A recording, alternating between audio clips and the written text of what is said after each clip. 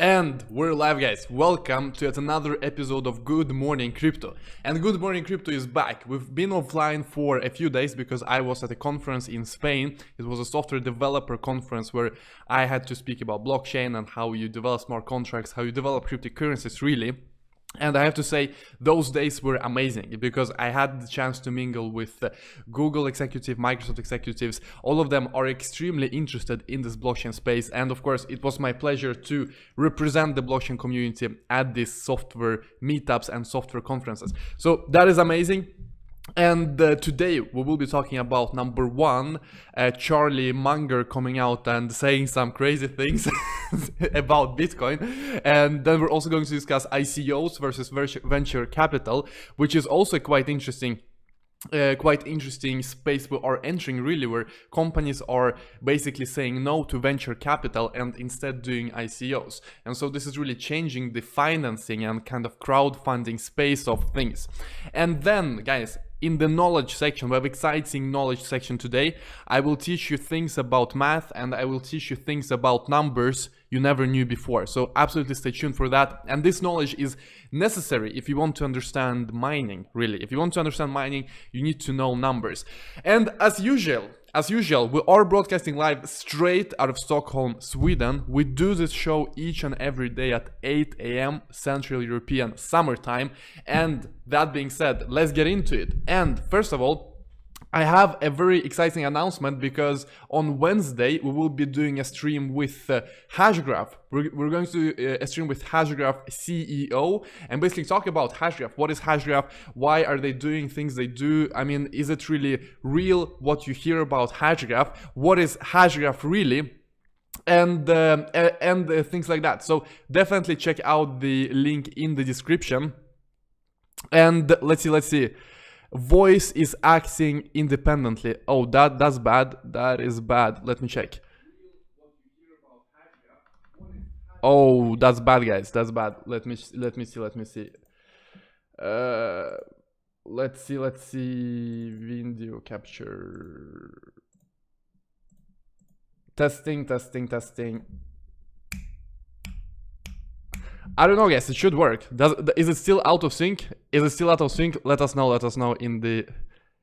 Let's see. Okay, I'm watching the stream. Let's see if this still works.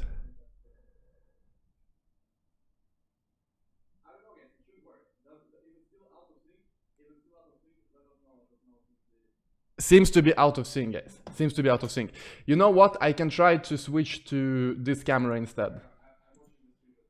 This is what happens when you do live television, by the way. Is this in sync? I don't know, guys. We will just roll like this. And let's take a look at the markets to start with. Taking a look at the markets. We have, first of all, I mean, this is really awkward. I don't want to do this like this. Let's do like this instead. Yeah, it will be out of sync today, guys. I don't know, we will have to fix it. But looking at the markets, we have the following. We have Bitcoin minus 0.1%. We have Ethereum 0.12% minus. So not a lot of big movements. Then we have EOS plus 7%, Cardano 2%, Stellar 1%, Litecoin. So not a lot of big movements, but looking at the big winners, we have Bitcoin 28%, Ethos 21%, Loom Network 20%. So congratulations to everyone holding these coins. And now I want to move to the first news of today, namely the thing that Charlie Munger said, which is quite interesting. So if you have been following the blockchain space, you have been following the whole industry, you see that some traditional finance firms are bullish and taking the bullish sides, but other finance firms are very bearish and they are taking the bearish side. And so one of the most bearish sides there are is Berkshire Hathaway with Warren Buffett and of course Charlie Munger. And Warren Buffett has come out a few days ago and also talked about that, you know what, this Bitcoin thing does not really work out for him. He doesn't understand it. He finds it all hype and very little substance. And we talked about why, you know, those arguments don't really work. And that is the thing, guys, when you cannot use those arguments, for example, with terrorist financing, with anti-money laundering, because there are good counter arguments to every one of those arguments to start with, you try other arguments. And this is what Charlie has done. So basically, Charlie has said that, you know what, the computer science behind Bitcoin is great, triumph of humankind, you can create digital scarcity. So he gave some credit to the community. However, he sees this as artificial and speculative medium, and that is antisocial, stupid, and immoral. Also continued, suppose you could make a lot of money trading freshly harvested baby brains. Would you do it? He asked. To me, Bitcoin is almost as bad. I don't know, guys. These arguments are, you know, reaching a whole new level of just not having anything behind them. And that is the thing. You could try to convince people that Bitcoin is something negative by, for example, using anti-money laundering, you know, arguments, by, for example, using terrorist financing. But there are so many good arguments against that. And this is what we're talking about on this channel, that you can counter any of these arguments. And then, you know what, you can just say it is like harvesting freshly baby brains. And what the hell do you use as a counter argument to that? There is really no counter argument. It's just, I don't know, guys. What do you think? Let us know in the comments how you would counter argument that. I regard the whole thing as a combination of dementia and immorality. I think the people pushing it are a disgrace. So this is basically us, guys. I mean, we are a disgrace. There ought to be some things that are beneath you that you just don't do, and this is one. So this is something to realize that, I mean, sooner or later, you just don't have any more arguments. And then you can just start calling names, you can just start, you know, saying random things about baby brains. And this is how the thing usually goes, that first there are arguments, then those arguments fall apart, and then you desperately try to say basically anything. And Charlie basically also says that he likes Bitcoin even less than Warren Buffett. So Warren Buffett did not really come out in a positive light when he, you know, described cryptocurrencies and when he described his view on Bitcoin. And Charlie says that, you know, he is even worse.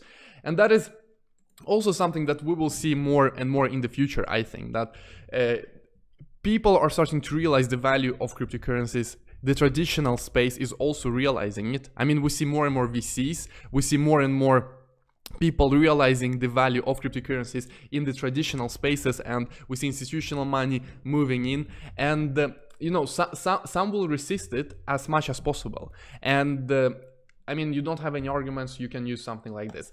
I don't even know what to comment, guys. It's funny, and I also think that this is a sign of strength of cryptocurrencies, that instead of saying something that actually convinces people, you say something like baby brains.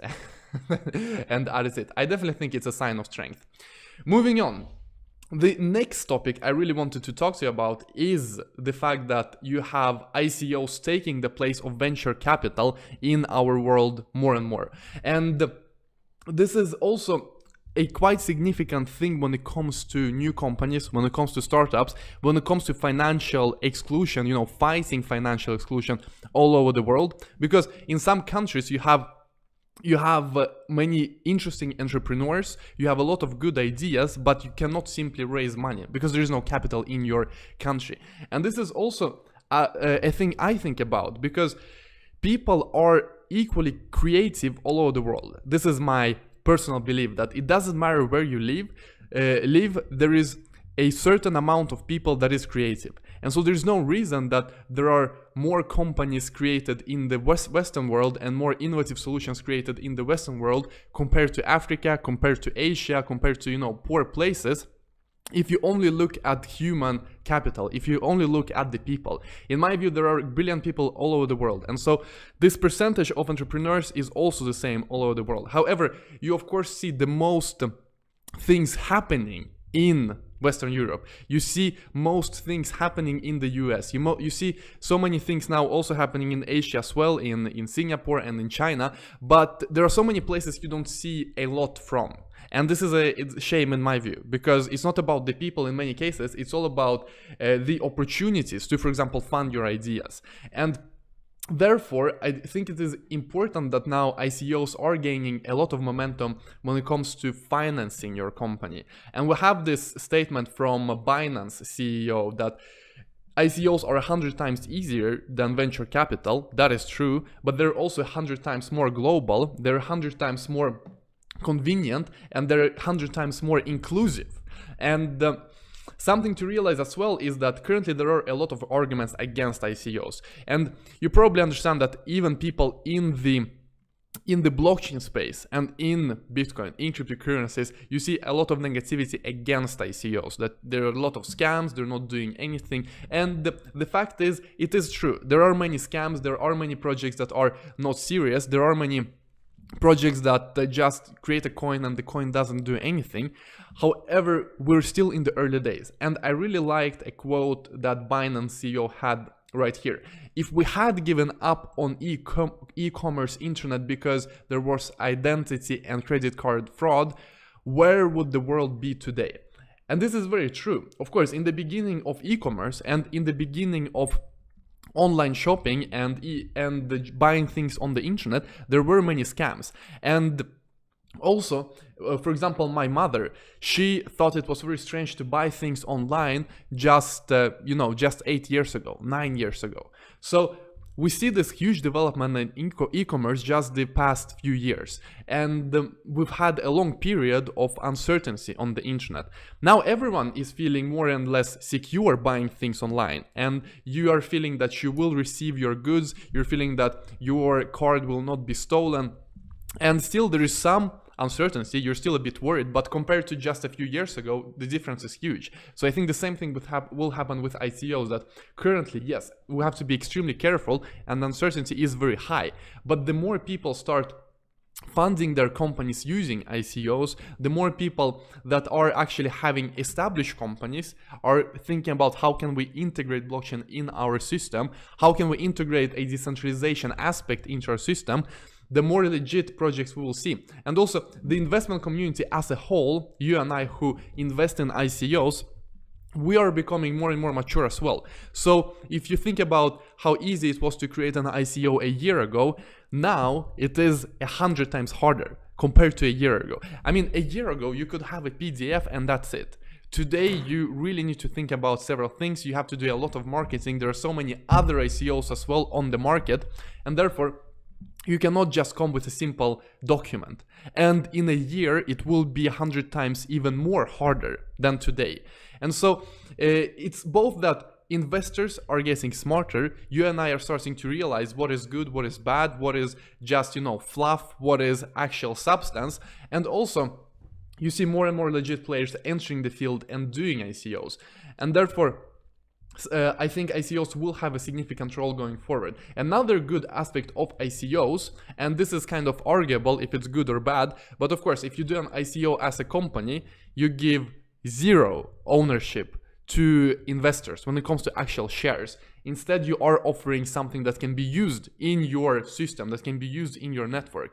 And that is very important for investors to realize, that you're not owning actual companies. And this is something, for example, I educate people here in Sweden and Stockholm, people who have done a lot of IPOs, people who are experienced business people, and now they are trying to understand ICOs, and they think it is very like IPOs, but the difference is huge between an IPO and ICO. You're not getting any shares, you're not getting any ownership of the company. It is of course good for entrepreneurs because they get to keep all the company, but it's also something that investors should realize and really think for yourself, is this a good investment for me personally? And some people will say, no, I want to actually own the company.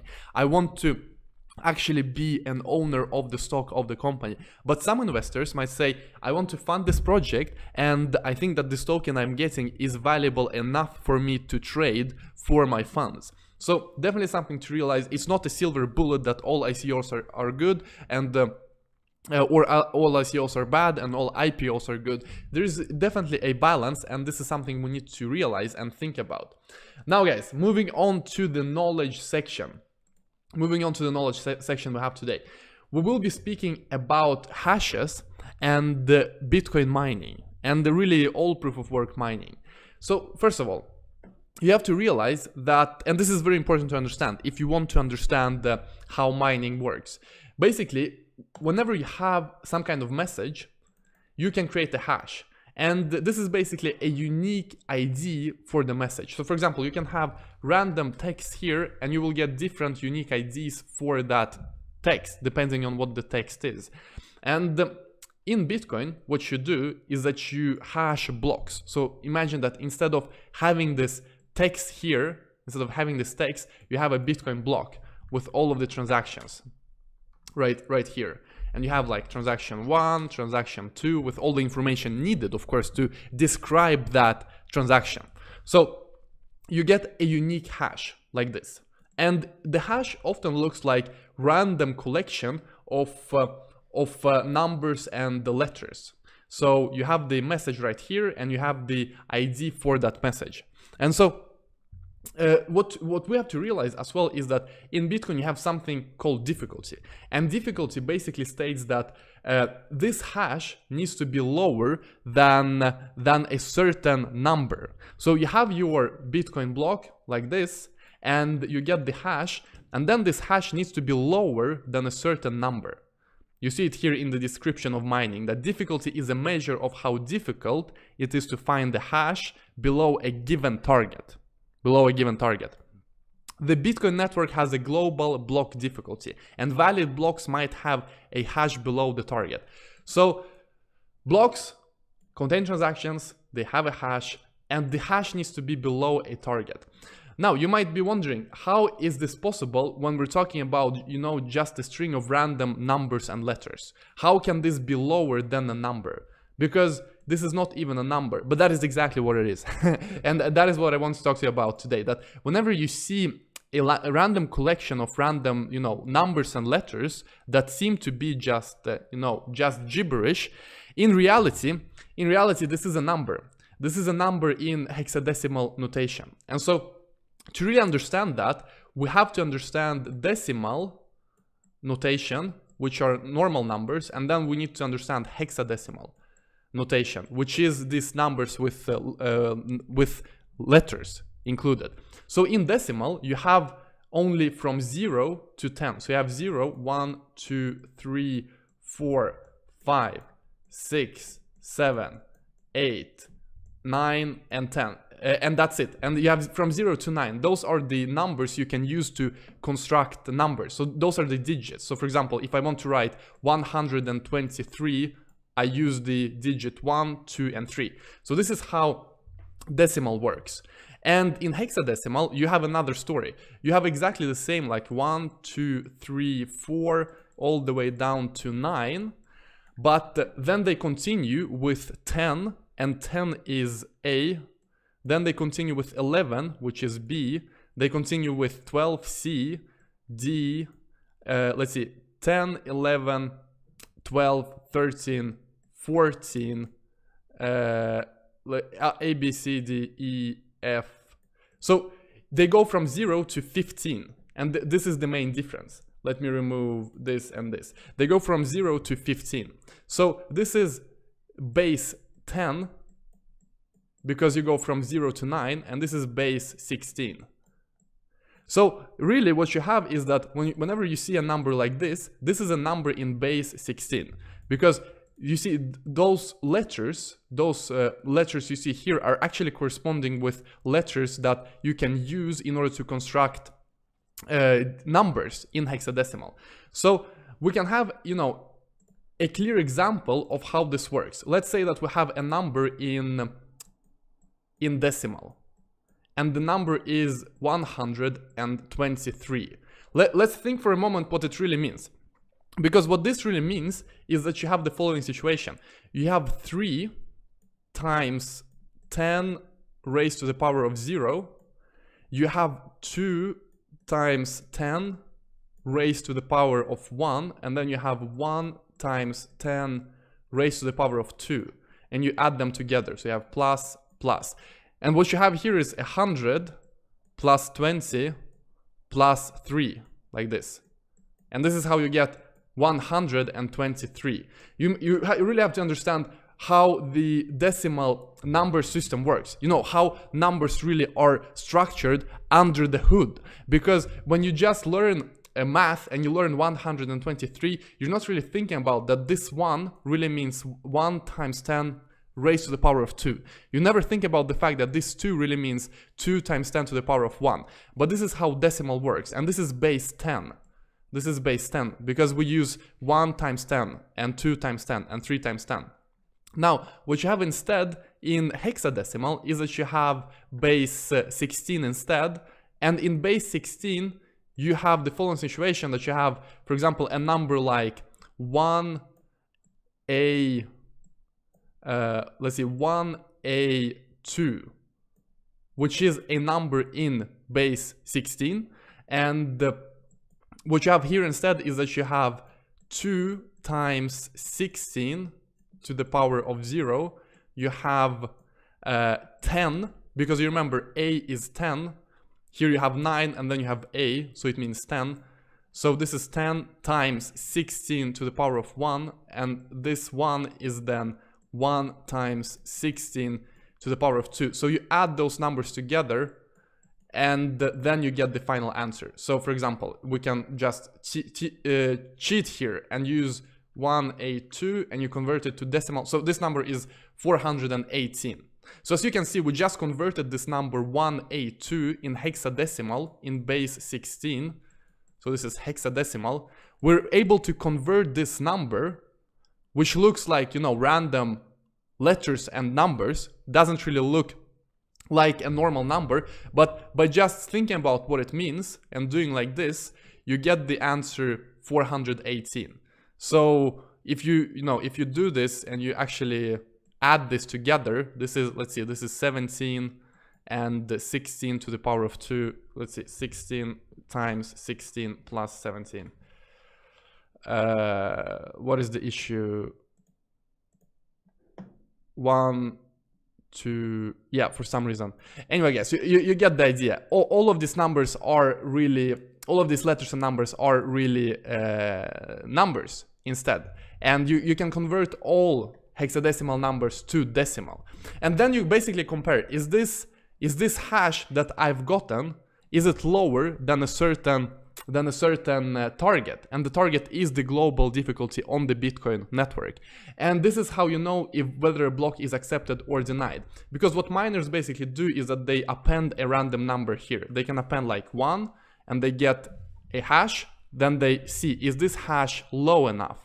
By doing this calculation, you know, from hexadecimal to decimal, and then they can try another number and they take 2 and they see, is this hash low enough? And this is what mining is. You know, you basically try different numbers and you get a different ID each time, and each time you are basically checking, is this hash low enough?